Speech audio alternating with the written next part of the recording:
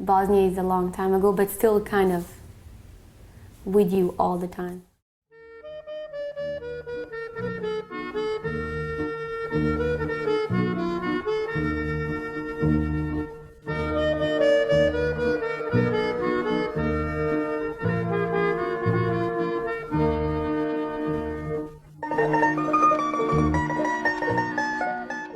The town where I used to live was affected in March of '92.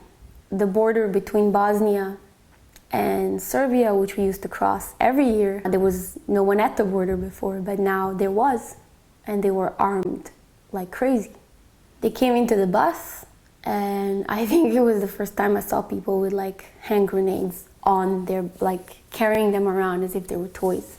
And they just got in and said, all Muslims and all Croats, get out of the bus right now. The thing in Bosnia is that we can tell by each other's names, religious background you have, or ethnicity, or whatever you call it. We didn't get up. No one got up. Shocked because of this, but then again, I mean, you don't want to get up. And then they were like looking at the papers, and they got to our names and they saw our names. They took my mom's and they looked at it and they said, "What, are you deaf? Didn't you hear what I said earlier? I want all Muslims and Croats to get off the bus right now." My mom is originally from Kosovo, but that's the first time I heard her like talk like with a slight Serbian accent. She was trying to kind of let him know, look, I'm Serbian. Originally I'm from Serbia, but I live here. And he didn't believe it. And we got into a bus with my brother and we left her there, and she was like standing on that bridge. We later found out that that bridge was like a place where they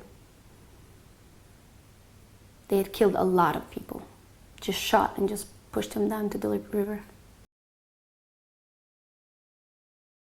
When we arrived to Kosovo, people didn't believe that there was a war going on, because what they saw on TV was something else. They saw a story being told in a different way. People were like, "Why don't you just go home? I mean, what's going on with you?"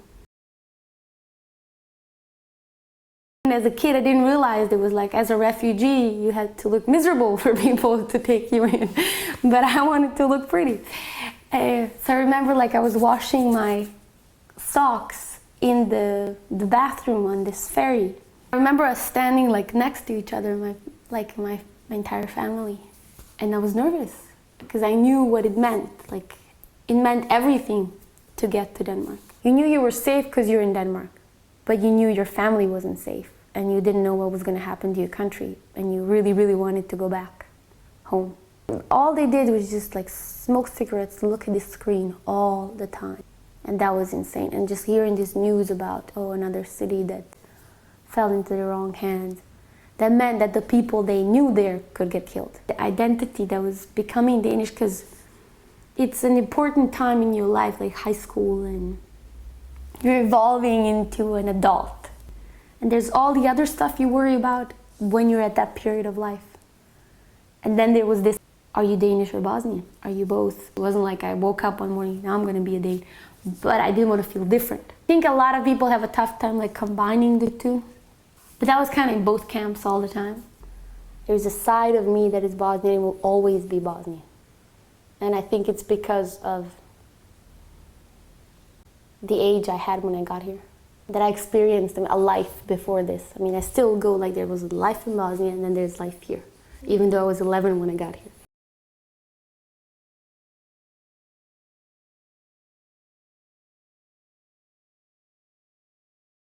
We went to Bijeljina to see my grandmother and the town where I'm from, because she moved back to Republika Srpska. She moved back to Bijeljina. She wanted to live in her house. The first time I went there, I spent 2 hours in Bijeljina, and my brother and I still refer to it as we fled from Bijeljina twice.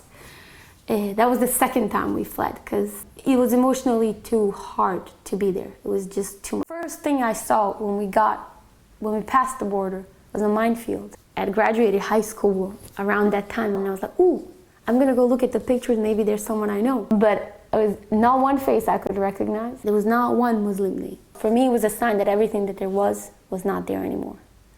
The Bosnia, the Bijeljina that I knew is gone. Čim je meni nešto bilo na neki način, pokušala su mi natrati, Odmah sam probudila u meni, mada na danskom izraženo, ali bosanski inat. There were people in Bijeljina speaking Serbian, and that was weird, because you speak the Serbian language in Bosnia. You never did, no matter which nationality, religious background, whatever you have. Things are different, you sense it. You can't buy the same newspapers. It's one country divided in two, and you can't buy the same products in these two. I went to a store and it was like, which kind of yogurt would you like with your burek?